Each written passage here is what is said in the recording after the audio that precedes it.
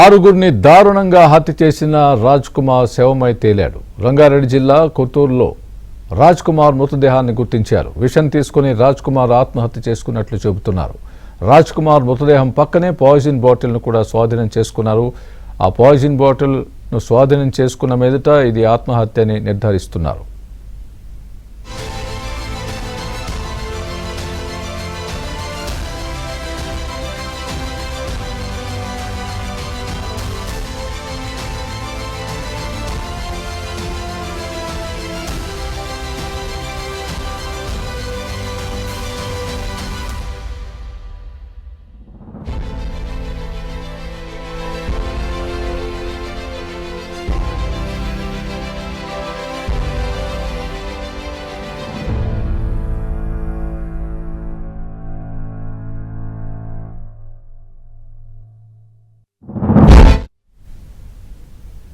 ఆరుగురిని దారుణంగా హత్య చేసిన రాజ్ కుమార్ శవమై తేలాడు. రంగారెడ్డి జిల్లా కొత్తూరులో రాజ్ కుమార్ మృతదేహాన్ని గుర్తించారు. విషం తీసుకుని రాజ్ కుమార్ ఆత్మహత్య చేసుకున్నట్లు కూడా చెబుతున్నారు. రాజ్ కుమార్ మృతదేహం పక్కనే పాయిజన్ బ్యాటిల్ కూడా స్వాధీనం చేసుకున్నారు. ఆయన మేనమామ ఊరైన పంజరలో ఆయన మృతదేహం లభ్యమైనట్లు మనం చూస్తున్నాం. ఇదే విషయానికి సంబంధించి పూర్తి అప్డేట్ మా ప్రతినిధి శశి చెప్తారు. శశి, చెప్పండి, ఆయన మేనమామ ఊరైనటువంటి పంజరలో ఆయన మృతదేహం దొరకడాన్ని ఏ విధంగా చూడాలి? 2 రోజుల పాటు పోలీసులను ముప్పుతిప్పలు పెట్టిన రాజ్ కుమార్ ఎట్టకేలకు శవమై తేలాడు. కొత్తూరు మండలం పంజర్ల గ్రామంలో రాజ్ కుమార్ కు సంబంధించినటువంటి మృతదేహాన్ని పోలీసులు ఇప్పటికే గుర్తించడం జరిగింది. పంజర్ల గ్రామంలో నిర్మానుష్య ప్రాంతంలో రాజ్ కుమార్ కు సంబంధించినటువంటి మృతదేహం లభ్యమైంది. అక్కడే స్థానికులు ఆ మృతదేహాన్ని గమనించి పోలీసులకు సమాచారం అందించారు. ముందుగా స్థానికులు మృతదేహాన్ని గమనించిన తర్వాత ఆ మృతదేహం ఎవరితో అంటూ గుర్తులేని మృతదేహం అంటూ కూడా స్థానికులు పోలీసులకు సమాచారం అందించారు. దీంతో పోలీసులు ఘటనా స్థలికి చేరుకుని ఆ డెడ్ బాడీని ఐడెంటిఫై చేశారు. రాజ్ కుమార్ డెడ్ బాడీ అంటూ ఐడెంటిఫై చేసిన తర్వాత పోలీసు ఉన్నతాధికారులకు సమాచారం అందించారు. సో మొత్తానికి 2 రోజుల పాటు 6గురిని హత్య చేసి పరారైన తర్వాత 2 రోజుల పాటు పోలీసులు ముప్పుతిప్పలు పెట్టారు. ఆయన ఆచూకీ కనుగొనడం కోసం పూర్తిగా ఫ్యూచర్ సిటీకి సంబంధించినటువంటి పోలీసులంతా కూడా 15 నుంచి 20 బృందాలుగా ఏర్పడి ఆయన కోసం గాలింపు చర్యలు ముమ్మరంగా కొనసాగించినటువంటి నేపథ్యం ఉంది. అయినప్పటికీ కూడా ఎక్కడ చిన్న లీడ్ దొరకలేదు. ఇవాళ ఆయన శవమై తేలాడు. అంటే డెడ్ బాడీ ఉన్నటువంటి సిచ్యువేషన్ బట్టి నిన్ననే రాజ్ కుమార్ ఆత్మహత్య చేసుకుని ఉంటాడంటూ కూడా పోలీసులు అనుమానిస్తూ ఉన్నారు. ఇప్పటికే ఆ బాడీ కూడాను కొంత డీకంపోజ్ స్టేజ్ కు చేరుకున్నటువంటి సందర్భం కనిపిస్తుంది. ఆ తర్వాత మొహం భాగం కావచ్చు, ఇతర శరీర భాగాలు కూడా కొంత డీకంపోజ్ స్థాయికి చేరుకుని ఉండడంతో నిన్ననే రాజ్ కుమార్ ఆత్మహత్య చేసుకుని చనిపోయి ఉంటాడంటూ కూడా పోలీసులు భావిస్తూ ఉన్నారు. ఈ బాడీని పోస్ట్ మార్టం తరలించిన తర్వాత హాస్పిటల్లో పోస్ట్ మార్టం నిర్వహించిన తర్వాత అప్పుడు ఏ సందర్భంలో ఏ రోజు ఈయన ఆత్మహత్య చేసుకున్నాడు, ఏ సందర్భంలో ఈయన చనిపోయాడు, సమయం అదంతా కూడా క్లారిటీగా తెలిసేటటువంటి అవకాశం అయితే కనిపిస్తుంది. ఇక డెడ్ బాడీ పక్కన పోలీసులు గమనించినప్పుడు ఒక పాయిజన్ బాటిల్ ని కూడా పోలీసులు గుర్తించారు. ఆ పాయిజన్ బాటిల్ ఇదంతా కూడా పురుగుల మందుగా పోలీసులు గుర్తించారు. సో పురుగుల మందు సేవించి రాజ్ కుమార్ ఆత్మహత్య చేసుకున్నట్టుగా పోలీసులకు ప్రాథమికంగా నిర్ధారణకు రావడం జరిగింది. ప్రజెంట్ ఇప్పుడు పోలీసులకు సంబంధించినటువంటి బృందాలు కొత్తూరు పంజర్ల గ్రామానికి చేరుకున్నాయి. పంజర్ల గ్రామంలో భారీగా పోలీసులు ఇప్పటికే మోహరించున్నారు. మరి కాసేపట్లో డెడ్ బాడీని కూడా అక్కడి నుంచి తరలించబోతూ ఉన్నారు. అయితే ప్రధానంగా కొత్తూరు నుంచి షాద్ నగర్ ఆసుపత్రికి ఈ డెడ్ బాడీని తరలించేటటువంటి అవకాశం అయితే ఉంది. షాద్ నగర్ ఆసుపత్రిలోనే రాజ్ కుమార్ కు సంబంధించినటువంటి మృతదేహానికి పోస్ట్ మార్టం నిర్వహించిన తర్వాత కుటుంబ సభ్యులు ఎవరు ముందుకు వస్తే వారికి ఈ బాడీని అప్పగించేటటువంటి అవకాశాలు అయితే స్పష్టంగా కనిపిస్తూ ఉన్నాయి. సో మొత్తానికి ఆత్మహత్య చేసుకున్నట్టు కూడా పోలీసులు చెబుతూ ఉన్నారు. సో ఆయన పాయిజన్ తీసుకుంటే ఏ రకమైన పాయిజన్ తీసుకున్నాడు, ఆ తర్వాత కాజ్ ఆఫ్ డెత్, ఆ తర్వాత ఏ సమయానికి ఆత్మహత్య చేసుకున్నాడు అనే అంశాలన్నీ కూడా పోస్ట్ మార్టం లో తెలియవస్తాయి. సో మొత్తానికి 2 రోజుల పాటు కూడా పోలీసులు విస్తృతంగా గాలించారు. ఎక్కడా కూడా రాజ్ కుమార్ కు సంబంధించినటువంటి లీడ్ దొరకకపోవడంతో పోలీసులు రైల్వే స్టేషన్లు, ఆ తర్వాత బస్ స్టాప్లు, ఇక ఇదే కాకుండా బెంగళూరు హైవే మీదుగా ఉండేటటువంటి హోటళ్లు, లాడ్జ్లు అన్నింటినీ కూడా జల్లెడ పెట్టారు. ఇక ఇదే కాకుండా శ్రీశైలానికి రెగ్యులర్ గా వెళ్లేటటువంటి అలవాటు రాజ్ కుమార్ కు ఉన్నటువంటి నేపథ్యంలో శ్రీశైలంలోకి వెళ్లి అక్కడే ఎక్కడైనా తలదాచుకుంటాడేమో అని భావించి అక్కడికి కూడా పోలీసులు వెళ్లి గాలించారు. ఇక ఇదే కాకుండా బెంగళూరుకి వెళ్లాడంటూ కూడా ఉదయం నుంచి కొన్ని ఊహాగానాలు సైతం వినిపించడంతో బెంగళూరు కూడా కొన్ని బృందాలు వెళ్ళినట్టుగా తెలుస్తూ ఉంది. సో మొత్తానికి 15 నుంచి 20 బృందాలు రాజ్ కుమార్ ఆచూకీ కోసం ప్రయత్నాలు కొనసాగించాయి. ఎందుకంటే ఎక్కడైనా సరే పోలీసులు వాస్తవానికి సాంకేతిక ఆధారాల ద్వారానే ఎవరైనా నిధులని ఐడెంటిఫై చేసేటటువంటి అవకాశాలు అయితే ఉన్నాయి.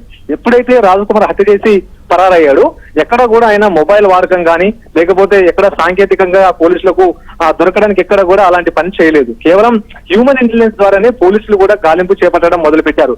ఎక్కడి వరకైతే సీసీటీవీ ఫుటేజ్ పోలీసులకు దొరికిందో అక్కడి నుంచి హ్యూమన్ ఇంటెలిజెన్స్ ద్వారానే ఎక్కడెక్కడికి వెళ్ళి ఉంటారనే అంశాల గురించి కూడా గాలింపు చర్యలు చేపట్టడం మొదలు పెట్టాడు. ప్రధానంగా అంతకుముందు మనం చెప్పుకున్నట్టుగానే కొత్తూరు, ఆ తర్వాత తిమ్మాపూర్ ఈ ఏరియాల మీదనే ఎక్కువగా ఫోకస్ ఉంచి అక్కడే పోలీసులు ఎక్కువగా దృష్టి సారించి ఈ గాలింపు చర్యలు ముమ్మరంగా కొనసాగించినటువంటి సందర్భం ఉంది. అయితే ఇవాళ అట్టగా వెళ్ళినటువంటి స్థానికులకు గుర్తు తెలియని శవాన్ని గమనించి పోలీసులకు సమాచారం అందించడంతో పోలీసులు అక్కడికి వెళ్ళాకే అది రాజ్ కుమార్ కు సంబంధించినటువంటి మృతదేహం అంటూ కూడా ఐడెంటిఫై చేయడం జరిగింది. సో మొత్తానికి 48 గంటల నిరీక్షణకు సరిపడిందంటూ కూడా చెప్పుకోవచ్చు. ఇటు పోలీసుల మీద కూడా చాలా ఒత్తిడి తీవ్రంగా ఉండింది. ఎందుకంటే 2 రోజులు గడిచినప్పటికీ కూడాను ఆయనకు సంబంధించినటువంటి ఆచూకీ లభించలేదు. పోలీసుల వద్ద అత్యాధునిక సాంకేతికత ఉన్నప్పటికీ కూడాను రాజ్ కుమార్ ఆచూకీని గుర్తించలేకపోయారంటూ కూడా ఇటు కుటుంబ సభ్యుల నుంచి అంటే బయట కుటుంబ సభ్యుల నుంచి కావచ్చు, ఇటు పొలిటికల్ పరంగా కూడా పోలీసుల మీద సైతం కొన్ని విమర్శలు వచ్చినటువంటి సందర్భంలో పోలీసులు మాత్రం ఛాలెంజ్ గా తీసుకుని ఈ కేసు కోసం ప్రయత్నాలు కొనసాగించారు. ఎట్టకేలకు నరరూప రాక్షసుడు 6గురిని అత్యంత కిరాతకంగా హత్య చేసినటువంటి రాజ్ కుమార్ ఎట్టకేలకు తనను తానే స్వయంగా ఆత్మహత్య చేసుకుని చనిపోయాడు. సో మొత్తానికి డెడ్ బాడీని గుర్తించారు. డెడ్ బాడీని కాసేపట్లోనే షాద్నగర్ ప్రభుత్వ ఆసుపత్రికి తరలించబోతూ ఉన్నారు.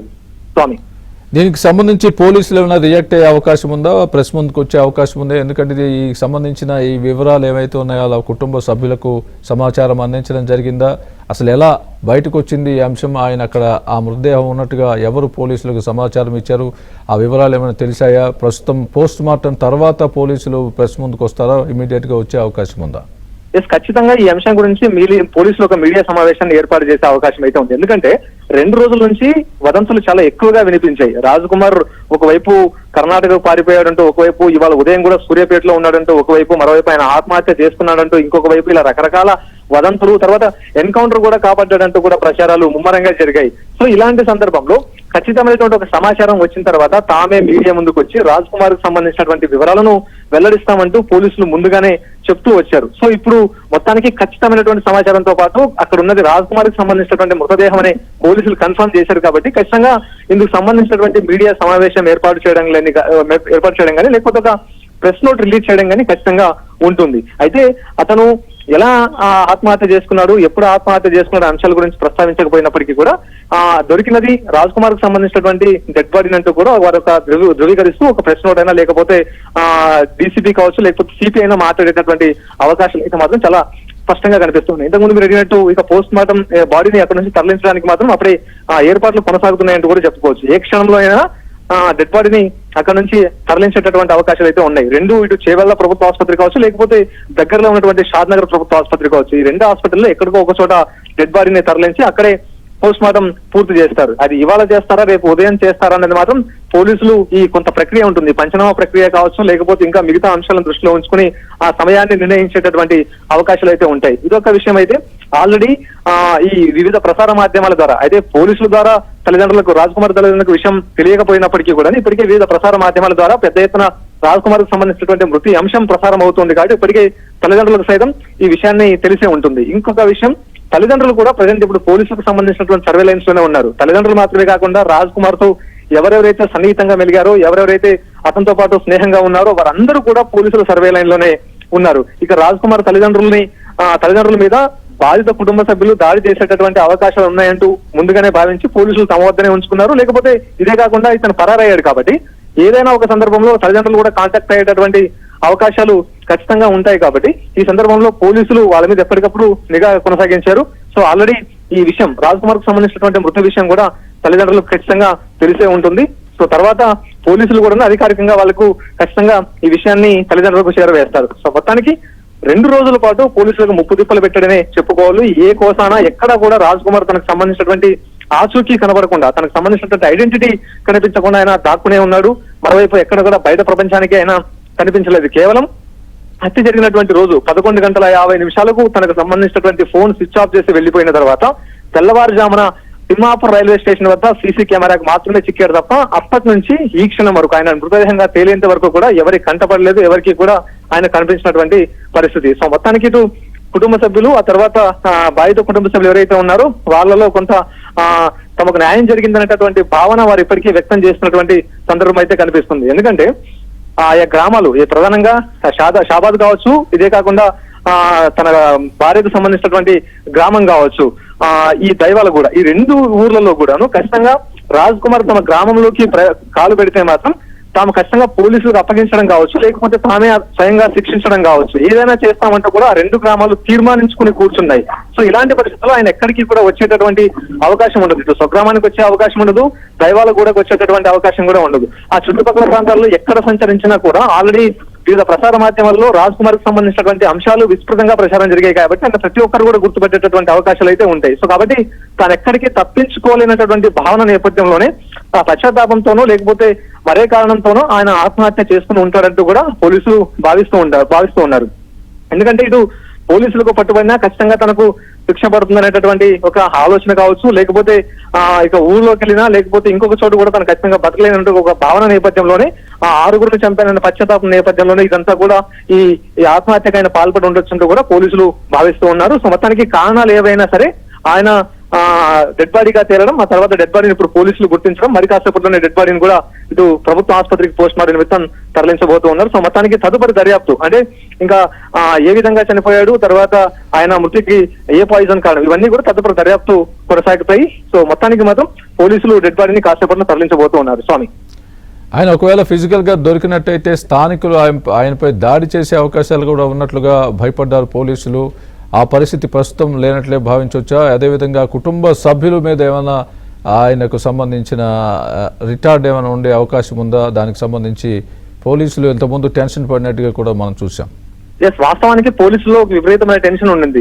అయితే హత్య జరిగినటువంటి రోజు రాత్రి సుమారుగా 2:30 గంటలు ప్రాంతంలో, తెల్లవారుజామున 2:30 గంటల ప్రాంతంలో ఈ డెడ్ బాడీస్ ని, ఈ 3 అంటే బాలికకు సంబంధించినటువంటి డెడ్ బాడీ, ఆ తర్వాత ఆ నాన్నమ్మ తల్లికి సంబంధించినటువంటి మృతదేహాలను స్థానికంగా ఉండేటటువంటి మున్సిపాలిటీ ట్రాక్టర్ లో తీసుకుని వెళ్లారు చెవెళ్ళ ప్రభుత్వ ఆసుపత్రికి. సో ఇదే అంశాన్ని గమనించినటువంటి కుటుంబ సభ్యులు తీవ్రంగా దీన్ని వ్యతిరేకించారు. అయితే మా మనోభావాలను దెబ్బతినే విధంగా ఆ 3 మృతదేహాలను ఏ విధంగా మున్సిపాలిటీ ట్రాక్టర్ లో తీసుకెళ్తారంటూ కూడా పోలీసుల మీద చాలా కోపాధిక్తులయ్యారు. పోలీసుల మీద తిరగబడినటువంటి సందర్భాలు ఉన్నాయి. తర్వాత పోస్ట్ మార్టం పూర్తయి తిరిగి డెడ్ బాడీస్ ఇంటికి తీసుకొచ్చిన తర్వాత తాము డెడ్ బాడీలను దించమంటూ కూడా భీష్మించుకుని కూర్చున్నారు. ఉదయం అవమానకరంగా డెడ్ బాడీలను తీసుకెళ్లిన తర్వాత ఇప్పుడు ఎవరి పర్మిషన్ తో ఉదయం తీసుకెళ్లారు, ఇప్పుడు ఎవరి పర్మిషన్ తో మళ్ళీ తిరిగి డెడ్ బాడీస్ మాకు అప్పగిస్తున్నారు, మాకు డెడ్ బాడీస్ అక్కర్లేదంటూ కూడా పోలీసుల మీద తీవ్ర స్థాయిలో ఆగ్రహావేశంతో ఊగిపోయారు. మరోవైపు పోలీసులతో వాగ్వాదానికి కూడా దిగారు. అదే సమయంలో రాజ్ కుమార్ కు సంబంధించినటువంటి ఇల్లు కూడా మృతుల కుటుంబానికి పక్కనే ఉంటుంది. సో అదే సమయంలో ఆ ఇంటిని ధ్వంసం చేయడానికి కూడా ఈ మృతులకు సంబంధించిన కుటుంబ సభ్యులు వెనకాడలేదు. మరోవైపు రాజ్ కుమార్ ఇంట్లోకి చొరబడి కిచెన్ లో పెట్రోల్ పోసి తగలబెట్టారు. ఆ వెంటనే అక్కడే ఉన్నటువంటి పోలీసులు ఆ వెంటనే మంటలను సైతం అదుపులోకి తీసుకొచ్చినటువంటి సందర్భాలు కూడా ఉన్నాయి. ఇదొక అంశం అయితే రాజ్ కుమార్ కు సంబంధించినటువంటి తల్లిదండ్రుల మీద దాడికి దిగబడతారేమో అంటూ భావించినటువంటి పోలీసులు ముందస్తుగానే వారిని సేఫెస్ట్ ప్రాంతానికి తరలించారు. సో ఖచ్చితంగా పోలీసులకు ఒక ఆలోచన అయితే పోలీసులో ఉంది. ఖచ్చితంగా ఈ సమయంలో రాజ్ కుమార్ కావచ్చు, రాజ్ కుమార్ కు సంబంధించినటువంటి బంధువర్గం లేకపోతే తల్లిదండ్రులు ఎవరైనా అక్కడికి వస్తే మాత్రం ఖచ్చితంగా వారి మీద దాడులు చేసేటటువంటి అవకాశాలు ఉంటాయంటూ కూడా పోలీసులు భావించారు. ఇక రాజ్ కుమార్ వస్తే రాజ్ కుమార్ ని ఏమైనా చేయడానికి వెనకాడనటువంటి ఆలోచన కూడా పోలీసులు ఉండింది. సో మొత్తానికి మాత్రం పోలీసుల మీద తిరిగిపడినటువంటి జనాలు ఇక రాజ్ కుమార్ కనిపిస్తే రాజ్ కుమార్ మీద ఇంకెంత కోపాన్ని చూపిస్తారు, ఇంకెంత ఆవేశాన్ని చూపిస్తారు అనేటువంటి ఆలోచన కూడా పోలీసులు చేసినట్టుగానే తెలుస్తుంది. సో మొత్తానికి ఇప్పుడు ఆయన డెడ్ బాడీగా తేలాడు.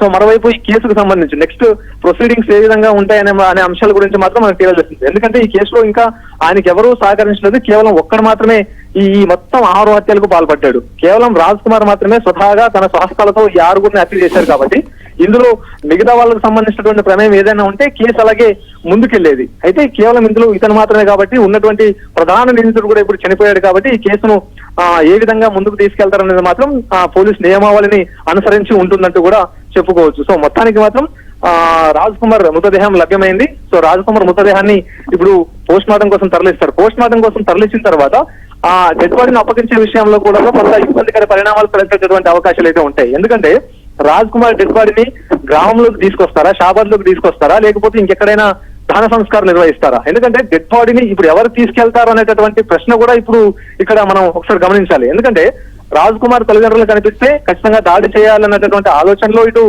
మృతుల కుటుంబ సభ్యులు ఉన్నారు. మరోవైపు ఆ తల్లిదండ్రులు కనిపిస్తేనే దాడి చేసేటటువంటి ఆలోచన ఉన్నప్పుడు ఆయన డెడ్ బాడీని తీసుకొచ్చి అదే గ్రామంలో అంత్యక్రియలు నిర్వహించేటటువంటి అవకాశం ఉంటుందా అనే ప్రశ్న కూడా ప్రజెంట్ ఇప్పుడు మనకు తలెత్తుతూ ఉంది. సో అత్యంత భారీ బందోబస్తు నడమ ఆయన అంత్యక్రియలు స్వగ్రామంలో కొనసాగాలి తప్ప, లేకపోతే అవకాశం లేకపోతే ఇంకా వేరే చోట ఎక్కడైనా సరే ఈ అంత్యక్రియలు నిర్వహించాల్సి ఉంటుంది. సో కాబట్టి రేపు డెడ్ బాడీని ఎవరికి అప్పగిస్తారు, ఈ అంత్యక్రియలు ఏ విధంగా జరుగుతాయనేది కూడా ఒక ఉత్కంఠ అంటూ కూడా మనం చెప్పుకోవచ్చు. సో మొత్తానికి ఇప్పుడు మాత్రం డెడ్ బాడీని తరలించబోతూ ఉన్నారు స్వామి. Right Shashi, thanks for the update.